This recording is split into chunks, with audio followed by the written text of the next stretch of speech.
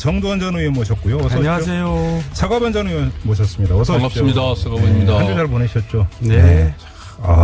우리 정두원 의원님은 역시 또 패셔니스타. 네, 좀 있으면 또 방송 인터뷰가 있어가지고. 흑백으로 탁 코디를 하셨어요. 때 빼고 광냈습니다. 예, 멋있습니다. 네. 라디오인 게 아닙니다. 자, 오늘 또 그러니까 이풀기용 토크부터 시작을 해드리는 조금 전에 여야원 연결해서 단일팀 논란, 한반도기 논란 입장 들어봤는데요. 한마디씩만 듣겠습니다. 정두원 의원님. 네. 어떻게 해야 된다고 생각하세요? 한반도기는 불가피하죠. 사실 9차례나 했는데 네. 이번에는 이제 우리가 주최한 행사니까 좀 다르긴 하지만 이제 뭐 그 정도까지 우리가 이제 양보를 해야 되지 않겠냐. 그게 제 개인 생각입니다. 아쉽지만은. 예, 호스트니까 네. 우리가. 네. 예. 이제 큰형님이 베풀어야죠. 단일팀은? 단일팀도 아쉬운 부분이지만 그것도 역시 또 우리가 베풀어야죠. 예. 서가번 의원님 어떻게 생각하세요? 아니 이거 노태우 대통령 때 시작한 거잖아요. 네, 아까 그다음에 정치권에서 한반도기 말씀하시는 거죠? 예, 네. 한반도기를 가지고 지금 이걸 갖고 티격태격 해야 되니 말해야 되니를 가지고 얘기한다는 게 네. 과거 또 한 번도 이런 예는 없었던 것 같아요. 여의도에서 국회에서 여야가 네. 이 한반도기를 가지고 이렇게 그 싸움을 하고 있는 정쟁을 벌이고 있는 이런 좀스러운 모습은 처음 아닌가 싶습니다. 정말 좀. 그 얘기하니까 다른 얘기 하나만 더 여쭤볼게요. 자유한국당 이철규 의원하고 인터뷰도 여쭤봤으니 깜빡하고 못했는데. 그러니까 그러면 인공기 흔드는 건 괜찮다는 이야기냐는 질문까지는 드렸는데. 안철수 대표는 인공기도 절대 안 된다 그랬거든요. 아니 자기는 이제 예를 들어서 인공기, 태극기, 한반도기 뭐 다 들고 나오면 어떻습니까? 네. 아니 유엔이 인정한 국가 아닙니까? 그러니까 인공기는 안 된다는 거죠. 아니 근데 그게 안 된다. 그 초등학생 초등생도 아니고 네. 초딩이라 그러면 또 화내겠죠. 초딩 수준도 안 되는 거죠 이게. 아무리 지금 통합이 중요하고 보수 쪽에 혹시 통합 점수를 좀 딸려 그래도 통합 때문에 유승민 대표를 의식해서 그런 얘기한 그 의식이죠. 그렇게 봐야 되나? 그렇게 보여지던데요. 예. 그렇더라도 이게 무슨 저쪽의 정치 지도자라고 얘기할 수 있나요 이게? 그런 거는 보수의 한반도기는 그렇다 쳐도 보수의 입장이 아니고요. 인공기는 제가 늘 얘기했지만 극우의 입장이고요. 안철수 대표가 한 얘기. 지금 서 의원 얘기했잖아요. 지금 뭔가 극중이 아니라 극우입니까 그러면? 극우죠. 알겠습니다. 이 정도로 하죠. 네. 이건 우리 애청자 여러분들 계속씩 그러니까 문자 보내주고 계시는데요. 아주 뜨거운 문자가 계속 들어오고 있습니다. 이 정도로 하고 오늘의 본 주제로 넘어갔으면 좋겠는데 이야기를 안 할 수가 없습니다. 저희 방송 시작하기 한 30분 전쯤에 이명박 전 대통령이 마이크 앞에 서서 입장을 밝혔습니다. 정두원 의원님. 네. 보셨어요? 아니요. 그냥 기사로 봤죠. 보셨어요? 기침을 왜 이렇게 많이 하는 거예요? 원래 좀 목이 안 기관지가 좀 안 좋죠. 기관지가 원래 안 좋으세요. 그리고 또 지금 긴장을 많이 하신 것 같아요. 긴장을 했다? 예, 어떤 점에서? 지금 굉장히 급하죠. 지금 상황이 이제 급하게 돌아가니까 본인이 지금 마음이 지금 굉장히 불편할 겁니다. 그럼 코너에 몰렸다 본인 스스로 그렇게 생각하고 있다고 불안하죠. 보세요? 불안하다? 누구나 불안하죠. 예, 갑자기 뭔가 막 나올 것 같은데 좀. 사람이 검찰에 갈 거를 생각하면 천하의 장사도 불안해집니다. 제가 겪어봐서 아는데. 그렇게 불안해요? 그렇게 불안하죠. 한번 해볼래요? 그러니까 저는 궁금한 거니까 검찰 청사 앞에서 포토라인에 선 사람들이 저는 아무 문제 없습니다라고 이야기할 때 그 속마음이 어떨까? 그죠? 글쎄 그렇게 얘기하는 차라리 아무 얘기 말고 들어가지 꼭 왜 그렇게 얘기하고 들어가는지 기자들 앞에서 그런 얘기를 하면서 속으로 검찰이 어디까지 알고 있을까? 진짜 불안할 것 같아요. 그렇죠. 불안하죠. 심리가 딱 그런 거 아니겠어요? MB도 그럴 수 있다 지금. 그럼요. 그 자세한 내막은 좀 이따 좀 여쭤보도록 하고 서가번 의원님께 이걸 여쭤봐야 될 것 같은데 이명박 전 대통령이 오늘 그 입장에서 자신에 대한 검찰 수사를 성격 부정하면서 노무현 대통령의 죽음에 대한 정치 보복 이런 주장을 했습니다. 어떻게 받아들이세요? 먼 눈에는 뭐밖에 안 보인다고. 본인 딱 그 정도 본인 보고 싶은 것만 보고 볼 수 있는 것만큼만 보는 거죠. 예. 정치 보복을 본인이 했으니 모든 사물이 다 정치 보복으로 규정하고 싶고 노무현 전 대통령을 거론한 이후에 정치 의도가 깔려 있다고 또 보세요? 한편으로는 정말 보수가 인정해주지도 않는데, 예. 어쨌든 이 그 보수의 이 그 대장 노릇 하고 싶고, 그러면서 보수로부터 보호받고 싶은, 그 코스프레 하고 있는 거 아닌가. 그러니까 이런 옛날에 생각이 보수가 듭니다. 가졌던 예. 이른바 반노 정서라는 걸 자극하려고 하는 거다. 자극시키는 거죠. 그렇게 보시는 겁니까? 예, 예. 정도는 의원님 어떻게 읽으셨어요? 그러니까 불법 수사하고 정치보복하고 대립되는 게 아니에요. 그러니까 불법 수사를 하지만은 정치보복적인 성격이 당연히 있죠. 그거를 뭐 이렇게 별개로 생각하면 안 되죠. 자, 알겠습니다. 그 조금 전에 그 정도원 의원께서는 MB가 지금 코너에 몰려서 엄청 불안해하고 있을 것이라고 지금 추정을 했는데요. 자, 김백준 전 총무기획관이 구속이 됨과 동시에 지금 입장 발표를 하지 않았습니까? 앞서 이제 저희가 인터뷰했던 박영선 의원 같은 경우는 그게 결정적 계기였을 것이다라고 추정을 하던데 의원님은 어떻게 분석을 하세요? 그게 아니고요. 아, 그거 아니에요? 키는 김백준이 아니고 예. 김희중 전 부속실장입니다.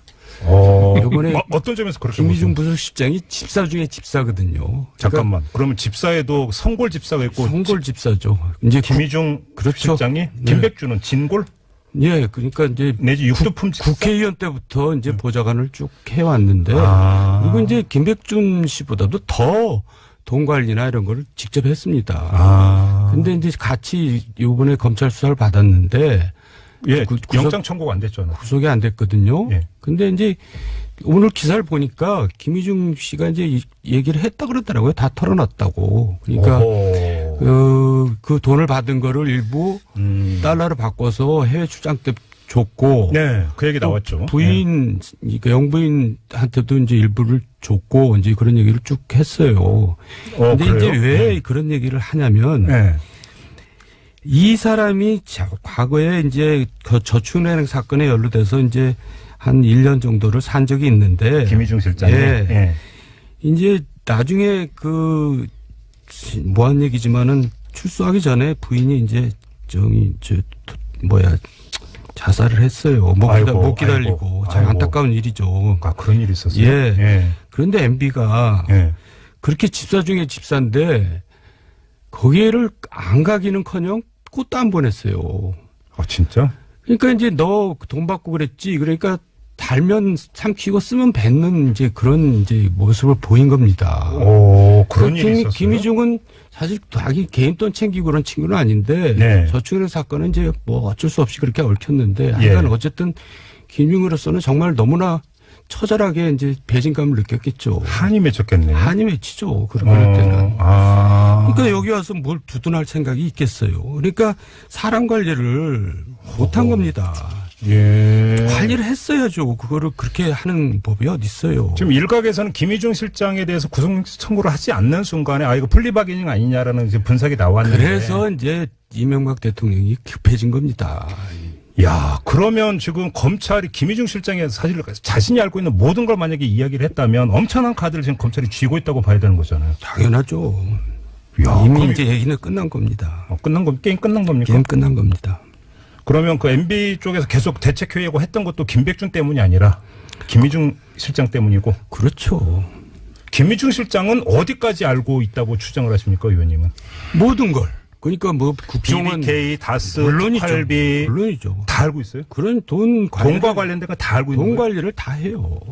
거기서 주머니에서 다 나와요. 김백준 주머니에서 나온 게 아니라 김희중 주머니에서 다 나옵니다. 근데 굉장히 맑고 아주 깨끗하거든요. 절대 사익을 챙기지 않는 친구인데 김희중 실장이 실수 한 번 해서 그렇게 됐는데 그러니까 이제 MB가 그 의심 많은 사람이 그 많은 시간 동안 그 친구한테 맡겼죠. 그런데 그거를 그냥 다 이제 쓰다고 뱉어버렸으니 얼마나 처절하게 배신감을 느꼈겠어요. 지금 정동원 의원께서 지금 여기서 처음으로 하시는 말씀인데 이렇게 되면은 지금 이 검찰 수사를 읽는 포인트는 완전히 달라지는 거 아닙니까, 사법부님? 저도 듣기로 김희중 그 부속실장 구속됐을 때 이 네. 정치권에서 하는 얘기는 다들 그 좀 안타까워, 특히 구여권 사람들, 네. MB 쪽 사람들, 김희중 실장을 안 사람들은 다 좀 안타까워하면서 아까 지금 정 의원님 말씀하신 식으로 예. 그랬는데 아주 정말 그야말로 그냥 내팽개치듯이 그때도 검찰 수사 받으면서 단계에서부터 시작해서 뭐 끝날 때까지 내팽개치듯이 내팽개쳐서 예. 실제로 그때도 이명박 대통령의 그 비정함을 다 비난하고 그랬던 것이 기억나거든요. 예. 근데 이번에 사실 조사하면서 김희중 실장 들어있고 또 간간히 나오고 그러면서 사실은 저 좀 심상치 않다 그랬는데 지금 정 의원님 말씀하신 거 보니 네. 간단치 않네요. 간단치 않은 게 아니라 모든 게 그냥 그 매듭이 한순간에 다 풀려버릴 수도 있다는 그렇죠. 이야기가 되는 그렇죠. 거잖아요. 그렇습니다. 검찰 입장에서는 아주 그냥 감명했겠죠. 그래요? 예. 다스, BBK 다 알고 있다는 얘기잖아요. 물론이죠. 그래요? 아니, 다른 얘기 합시다. 이제 그 얘기. 아니 지금 이 얘기 빼고 무슨 얘기를 해요 지금? 조금만 더 들어가 보죠, 의원님. 네, 뭘 더 들어가. 김희중 실장이 이것도 그 검찰에서 진술을 했을 거라고 추정하는 게 어떤 게 있어요? 그건 제가 모르죠. 근데 이제 검찰에서는 얼마나 소중한 카드가 왔는데 그냥 보냈겠어요. 아니, 저는 의원님 말씀이니까 이해가 안 되는 게 그렇게 중요한 인물이라면 지금 그 검찰 수사가 계속되는 과정에서 비록 늦었더라도 김희중 실장에서 MB 쪽에서 다시 관리 들어갔어야 되는 거 아니에요? 늦었죠. 해도 소용없는 이런 김희중 실장이 안 받아들이죠. 이미 버스는 지나가고. 예. 그렇군요. 지금 궁색한 게 큰 틀에서 보면은 지금 MB는 오늘 이제 두 가지 아닙니까? 저 정치 보복으로 이렇게 몰고 가는 것 하나 하고 그다음에 그러면서 보수 결집시키겠다는 도와주라 이런 거이고 전선을 만들겠다는 것 하나 그다음에 돈의 용처 특활비 국정원 특활비 용처를 이 변명한다는 게 궁색하게 짝이 없어요. 청와대 선물비로 썼다는 거 아니겠습니까? 네. 제가 그때 이제 원내 부대표 18대 이명박 첫 해죠. 네. 원내 부대표하고 그 운영위 간사예요. 네.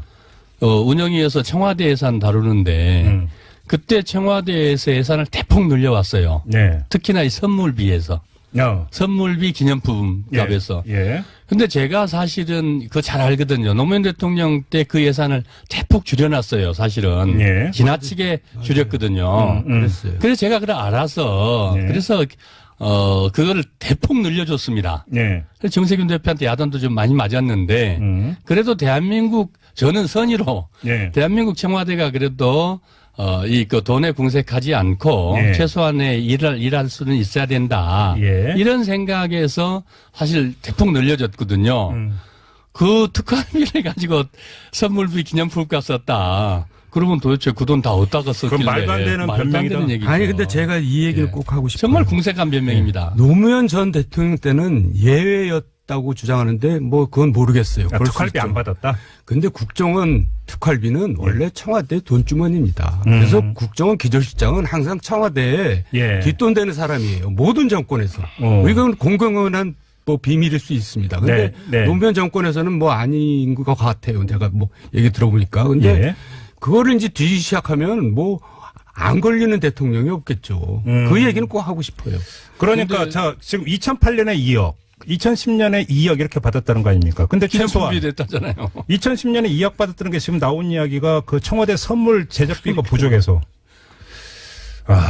그럼 뭐 했을까요? 잘 모르겠어요. 그래서. 그게 뭐 했을까요? 쓰는 용도? 네, 용도. 그것까지 제가 어떻게 알겠어요. 관련해서 제가 하나 말씀드리고 싶은 게 있는데 시점이 정확히 일치하는 사건이 하나가 있습니다. 네. 그러니까 지금 저희가 검찰 접근할 수 있는 보도를 기초로 그 2010년에 돈을 받은 시점이 2010년 7, 8월경이라고 지금 나오고 있지 않습니까? 이 시점이 대단히 의미가 있는 게 이때 무슨 일이 있었냐면 두 분이 기억하시겠지만 2010년 6월에 민간인 불법 사찰 사건이 터지지 않습니까? 제가 너무 잘 알죠. 제가 대상이니까. 사찰 대상. 사찰의 1차 대상이 접니다. 사찰을 한 분이 아니라 사찰을 당한 분. 근데 그리고 검찰 수사가 들어가는데 7월 말에 공직윤리지원관실에 있던 7명에 대해서 검찰이 구속영장을 청구를 합니다. 그런데 그러면 영장 청구 대상자가 됐던 사람들이 변호사를 선임하는데 변호사 선임을 알선하고 선임료를 내준 게 청와대였어요. 맞습니다. 그게. 자, 그러면 그때 제가 이제 2012년 이슈 털어주는 남자에서 그걸 계속 폭로를 할 때 나왔던 게 그때 장진수 전 주무관하고 바로 위에 진경락이라고 하는 과장이 있었는데 두 사람에 대해서는 선임료까지 나왔어요. 1인당 1,000만 원씩. 그거를 누가 알선을 했냐면 그때 그 윤리지원관실의 배우라고 하는 이영호 고용노사 비서관 바로 밑에 있었던 최종석 행정관이라는 사람이 우리가 알아서 할 테니까 맞습니다. 케어니까 걱정하지 말라 해서 1인당 1,000만 원씩 선임료를 대줬고 만약에 구속을 피하게 하면 성공보수로 1인당 1,500만 원씩 준다고 했다라는 것 아니겠습니까? 바로 이 시점에 김백준 기획관이 국정원에 돈을 요구한다라는 겁니다. 그럼 이건 상관성이 있을 거예요, 없을 거예요? 그 상관성이 당연히 있고요. 예. 제가 생각할 때. 그리고 김진모가 왜 등장하냐면 예. 김진모가 원래 그 청와대 오기 전에 국정원 출신입니다. 검사지만. 국정원 출신이었어요. 국정원 있다 온 거예요. 국정원에 있다 온 겁니다. 그렇기 때문에 이제 국정원 창구가 이제 된 거죠. 그리고 김진모 통해서 또 그래서 간 거고. 그러니까요. 그러니까 민간인 사찰 문제는요. 저는 이런 국정농단 비슷한 불법 수사 말고 반드시 저는 그거 철저히 수사해야 된다고 생각합니다. 제가 대상이라서가 아니라. 아니. 제가 무슨 얘기까지 들었느냐면요. 그 당시에 정두원과 가까운 자를 다 우리나라에서 다 말살시켜라. 잠깐 뿌리를 말살이라는 표현까지. 뿌리를 뽑아라. 이렇게 얘기를 했어요. 그래서 제가 하도 답답해서 이렇게 얘기했어요. 그러면 그러기 전에 나한테 한번 스크린을 받아라. 나하고 친하지도 않은데 당하면 얼마나 억울하겠냐. 어? 네, 사찰하는 사람이 무슨 스크린을 해. 그런 식으로 사찰을 했다니까요. 완전히, 지금 그 속어난, 뭐까지 뒤졌다 이거잖아요. 근데 얘기라면. 예. 근데 아무튼 여기서 그거예요. 그러니까 7명 가운데 2명에 대해서 선임료를 대준 청와대면 나머지 5명도 대줬을 가능성은 상식적이고 합리적인 의심 아니겠습니까? 그것만 해도 총액이 얼마겠어요. 그럼 그 돈이 어디서 나오겠냐라는 거. 근데 지금 진행하는 분이 뭐 저희가 할 얘기를 다 해버리면 어떡해요. 입이 근질거려요. 여기까지만 이야기를 할게요. 여기까지만. 그러니까 이게 사실은 모든 게 지금 얽혀 있는 것이 아니냐라고 하는 것인데 이렇게 되어버리면 지금 오늘 제가 그 정도원 의원께서 김희중 실장의 사연을 말씀하시는 순간에 지금 질문 드리고자 했던 모든 게 여기서 다 무너져 버렸습니다. 검찰 수사 포인트가 뭘까? 검찰 수사가 어떻게 그러니까 귀결될까? 그러니까 MB가 어떻게 될까? 다 여쭤보려고 했는데 다 끝난 얘기잖아요. 박근혜 정부 이제 그 국정원 특활비 문제는 이현수 전 기조실장이 다 얘기한 거 아니에요? 그렇죠. 뭐 이제 그런 거랑 같은 이제 케이스입니다. 박근혜 정권 때 이현수 전 기조실장이 키맨이었다면 MB 정부에서는 김희중 전 실장이 키맨이다. 이런 이야기가 되는 것 같은데 그러면 이명박 전 대통령의 사법 처리 전망은 어떻게 보십니까? 서가번 의원님. 이게 지금 정 의원님 말씀대로 또 언론 보도를 보나 여러 가지 정황상으로 보나 어쨌든 지금 점점 이제 좁혀가는 거 아니겠습니까? 검찰이 할 일이고 네. 또 법원에서 판단할 일이지만은 어쨌든 법대로 원칙대로 처리해야죠. 엄정하게. 그렇지. 팩트에 따라서. 그렇죠. 근데 이제 사법 처리 이런 얘기 나오면 저도 사실 불편해집니다, 마음이. 그렇죠. 그리고 그게 뭐 적이든 또 제가 억울하게 당했던 사람이든 그거는 좀 누가 사법 처리 당한다 하면 저는 마음이 아프고요. 그러니까요. 근데 이재호 전 대표가 뭐 전쟁이다 이런 얘기를 했잖아요. 저는 되게 웃기는 얘기라고 생각해요. 왜요? 그러니까 소총 든 사람하고 핵미사일하고 전쟁이 됩니까? 저는 그런 얘기는 항상 좀 이상해요. 그러니까 말이. 누가 미사일 들었고 누가 소총 든 거예요? 지금의 이명박 지금 소총도 없는 거죠. 지금 정권이 지금 핵미사일을 가지고 있는데 그게 싸움이 됩니까? 미사일 대 몽둥이 그게 무슨 전쟁이라고 할 수가 있어요. 근데 그 그러니까 이재호 대표가 했던 얘기 중에 또 하나의 어록이 MB는 돈 문제에 있어서만큼 깨끗하다 이렇게 이야기를 했던데. 공금은 절대 안 쓰죠. 그러니까 공금은 안 쓴다. 그러니까 이제 국정원 특활비도 예. 자기 주머니에 들어간 건 하나도 없을 거예요. 다 이제 무슨. 근데 지금 여기서 뭐 민간 사찰 뭐든가 뭐 이 뒷수습하거나 이런 데 만약에 썼다든지. 네. 그런 데 쓰죠. 자기 뭐 개인적으로 쓰는 거는 그런 거는 철저히 가리죠. 아무튼 그럼에도 불구하고 이게 만약에 용도가 이렇다라고 하면 이건 국고 횡령에 해당이 되는 거고 당연히. 근데 저는 만약에 지금 여기서 모든 게 실타래가 다 풀린다고 만약에 가정을 하면 이명박 전 대통령의 사법 처리의 범위는 도대체 가지수는 도대체 어떻게 되는 겁니까? 저는 헤아릴 수가 없습니다. 박근혜 전 대통령 같은 경우에 지금 기소된 내용이 20가지잖아요. 지금까지 이제 국정원 특활비가 나와서 20가지로 늘었잖아요. 저 서 의원께서 얘기하세요. 조금 더 이제 지금 이거 하나하나를 봐야 되면은 그러면 이제 다시 또 BBK 다스부터 그러니까. 네, 다 가고 특활비에 뭐 하나하나 들어가면은 그 작지 않죠. 간단치 않고. 그래요. 근데 아무튼 그 김희중 실장이 만약에 이렇게 다 이야기를 했다 하더라도 그것이 갖는 증거 능력과 그 공소 유지에도 큰 문제가 없을 정도로 구체적일 거라고 의원님 그러니까 그렇게 분석을 하세요? 진단을 하세요? 그렇죠. 그래요? 예. 그럼 상당한 어떤 뭐냐면 단순한 그 진술만이 아니라 무슨 자료라든지 이런 것들도 김희중 실장이 갖고 있었을 가능성이 있다고 보세요? 구체적인 상황을 이제 얘기를 했겠죠. 자료까지 가지고 있겠어요. 그래요? 뭐 그렇게 그런 걸 때문에 자료를 뭐 미리 준비하고 그런 친구는 아닙니다. 굉장히 순수한 사람이에요. 그렇군요. 국정원 기조실장이 가서 직접 보고를 했다는 거 아니겠습니까? 김주성 실장. 예. 예. 김주성 실장이 보고를 했다는 것을 어떻게 누가 본인이 그거를 그냥 순수하게 그렇게 얘기를 했겠습니까? 이 김희중 실장이나 아니면 누군가의 그런 구체적 증언이 있었기 때문에 네. 이게 어떻게 빠져나갈 방법이 없잖아요. 그렇죠. 참고로 예. 김주성 실장은 누구냐면요. 저 이상득 예. 형님의 코롱 때부터 이제 부합니다. 네. 그때부터 그래갖고 서울시 이제 교향악단 뭐 사장도 했고요. 그런데 이제 이 양반이 뭐 그렇게 내가 볼 때는 그렇게 충견도 아니고 충신도 아니고 의리를 뭐 지킨 사람도 아니고. 근데 가서 아니되옵니다는 했다는 거잖아요. 보도에 따르면. 이제 자기 보신 때문에 그랬겠죠. 불똥이 자기한테 튈까봐. 예, 나중 생각해서. 그렇군요. 알겠습니다. 흥미진진해집니다. 더. 이 정도로 가름을 하고 다른 문제 좀 여쭤보고 직설도 마무리를 해야 될 것 같은데요. 조국 청와대 민정수석이 지난 일요일에 권력기관 개혁 방안을 발표를 했는데 야당에서는 그러더라고요. 왜 이거를 조국 수석이 발표하냐. 이렇게 이제 비판을 하던데 서가번 의원님 어떻게 생각하세요? 그럼 누가 발표를 하죠? 그럴 거면 총리실에서 했어야 된다 이렇게 주장하고. 그러니까 이건 지금 각각 정부 정책이라는 게 네. 청와대 어젠다가 있고 총리실 어젠다가 있고 각 부처 어젠다가 있습니다.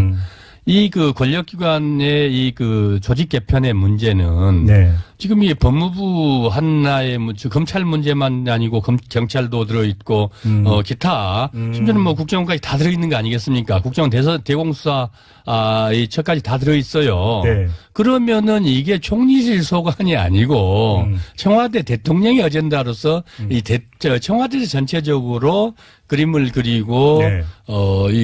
또 하나하나 작업을 하는 거거든 조정하고. 예. 그 일들은 당연히 청와대에서 하고 당연히 민정수석실의 소관 업무로서 네. 우리 발표하고 그걸 가지고 이제 국회에서 입법하는데 국회 사법계획위에서도 안을 가지고 네. 입법 과정에서 이제 정부와 여야 간의 조율을 해야 되고 또 정부와 또 조율을 하게 되는 거죠. 너무 당연한 걸 가지고 이걸 시비를 거는 네. 저분들의 내부조가 궁금하죠. 정부에서 정부안을 발표하는 건 당연하다는 거에 동의하는데 네. 가급적이면 부처 장관이 발표하거나 총리실에서 발표하는 게 맞아요. 수석들이 자꾸 나서는 거는 수석들은 사실 연락병들이거든요. 정부 부처에 대통령과에. 근데 수석들이 나서는 거는 자꾸 장관들을 자꾸 바지 사장으로 만드는 거예요. 근데 저도 그 생각을 해봤는데 근데 문제는 국정원은 지금 총리실이 그러니까 통할 대상이 아니라 대통령 직속으로 되어 있으니까 총리실에서 발표하는 것도 제가 문제가 드리는 있잖아요. 말씀이 그거거든요. 정부 여당 그러지 않습니까? 정부 여당 그러면 이제 여야 당정회의를 합니다. 예. 이 안들이 나오면은 그래서 당정회의에서 사안에 따라서 국회 협조가 정말 긴밀하게 필요한 것들은 네. 당에서 발표를 하는 경우도 있어요. 그러나 지금 우리 앵커께서 말씀하셨듯이 이게 국정원 문제까지 같이 들어있거든요. 예. 또 이 검찰 문제, 경찰 문제, 이 정부 조직에 가장 민감하고 핵심적인 이게 정부 조직이에요. 또 이게 권위를 가지려면 결국은 어쩔 수 없이 예. 뭐 청와대에서 나서서 이걸 뭐 국민들에게 지금 이 자랑하겠다는 것도 아니고 공세우겠다는 것도 아니고 그러니까 이 중요성이나 또 그간에 각 정부에서 지금 얼마나 해오고 했던 것들이 다 이 벽에 부딪혔는데 네. 처음으로 안을 마련해서 한 거 아니겠습니까? 그런데 그러니까 제가 이야기를 꺼낸 게 지금 앞으로 이제 청와대가 주도적으로 해서 국정 이제 큼직한 이런 거에 대해서 발표를 하겠다라고 지금 얘기를 했잖아요. 그럼 이건 순방향이다 이렇게 보시는 겁니까? 그러니까 순방향이 아니고 역할상 그럴 수밖에 없다는 거죠. 그래요? 예, 여당에서 할 것들은 당정회의를 통해서 당에서 발표할 건 당에서 발표를 하고 예. 뭐 이 각 부처에서 발표할 사안들은 부처에서 다 하겠죠. 그러나 아까 말씀드렸듯이 또 총리실 어젠다는 총리실에서 네. 조정해서 발표할 것이고. 예. 그러나 이제 국정개혁 과제들 중에 대통령이 이게 네. 직접 책임을 지고 청와대에서 이 그 조정하는 것들 안을 만드는 것들은 그건 당연히 청와대에서 발표해야죠. 근데 얘기 예. 진행하다 보니까 갑자기 퍼뜩 옛날 장면이 떠올랐는데 한참 잘 나갈 때 안종범 정책조정수석 네. 정기적으로 청와대 마이크에 서가지고 브리핑 비슷한 거 계속 하지 않았습니까? 네. 그러니까 경제 운영 방향 이렇게 가야 되고 이런 거요. 그 박근혜 정부 때는 더 심했어요. 그때는 당정이란 말도 안 쓰고 당청이란 말 썼어요. 정부는 당청이라고 없어졌어요. 그랬죠, 그러니까 다시 말하지만 청와대 수석들은 대통령과 부처 장관의 연락병입니다. 네. 연락병과 왜 당이 협의를 해요? 즉 장관들하고 해야죠. 그러니까 자꾸 수석들이 나서면은 장관들이 각 부처가 힘을 잃어요. 그래서 역할을 못한다 그 얘기입니다. 네. 알겠습니다. 그럼 그 정도로 가름하고 마지막으로 하나만 더 여쭤보겠습니다. 서가번 전 의원께 먼저 여쭤보셨거든요. 양정철 전 홍보기획비서관이 오늘 입국을 하지 않았습니까? 근데 자유한국당의 김성태 원내대표가 문재인 대통령 참모 가운데 가장 괜찮은 분인 것 같다. 이렇게 호평을 했습니다. 어떻게 받아들이세요? 잘 보신 것 같네요. 왜냐면은 예.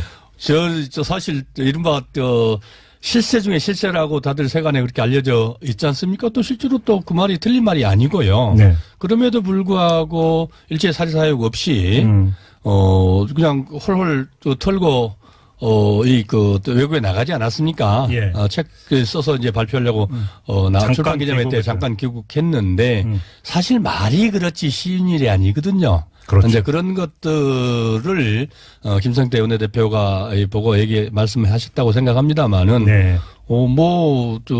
누구에게나, 김성태 원내대표뿐만 아니라 누구에게나 그거는, 그렇게 보여지지 않았을까. 마지막으로 정도로님께 이 점을 여쭤볼게요. 근데 저는 이걸 보면서 사실은 그러니까 창업공신 흔히 이야기를 하면 네. 그러면 이제 그때 대통령이 참모고 대통령이 되도록 만든 1등 공신이라면 그 책임성을 따지면 사실은 그 정권을 잡은 다음에도 대통령 옆에서 보좌하는 게 사실은 더 맞는 얘기잖아요. 근데 제가 후회하는 게 이겁니다. 예. 제가 양정철 비서관처럼 했어야 돼요. 그게 진정한 실세입니다. 그게 그가 실세라고 정부의 안에 청와대 있으면은 가만 안 놔둬요. 그리고 결국 또 선거 끝나면 또 구준일 겪습니다. 그렇다면. 그게 한 번도 예외가 없거든요. 자기 의지와는 다르게 굉장히 지혜로운 거죠. 그렇죠. 그리고 결국 제가 볼 때는 이제 문재인 정부도 좀 어려움을 겪을 일이 있거든요. 네. 그때는 이제 제가 볼 땐 등장할 겁니다. 아, 그때는 와서 오히려 도와야 된다 이렇게 또 그때 보세요. 또 등장해야 되고요. 등장할 거예요. 그런 일이 생기면 그런 일이 생겨서는 안 되겠습니다만은 네. 예. 그렇죠. 하긴 그렇더라고요. 어떤 국회의원 이야기 들어보니까 법안 관련해서 기업이 막 결사적으로 하길래 안 된다고 딱 끌었더니 친척을 찾아가더라 이런 얘기거든요. 친척까지 가만 놔두지 않는 거 정말 자기가 경악을 했다고. 네, 가만 안 놔두죠. 그러니까 본인의 의지만 갖고도 안 되는 부분들이 있다. 이렇게 본다면 오히려 양정철 전 비서관이 더 현명하고 잘하고 있는 거죠. 이렇게 우리 애청자 여러분들도 충분히 평가를 하실 거라고 생각을 하고요. 오늘 직설은 이렇게 마무리를 하도록 하겠습니다. 서가번 전 의원, 정두환 전 의원 두 분과 함께했습니다. 고맙습니다. 네, 감사합니다.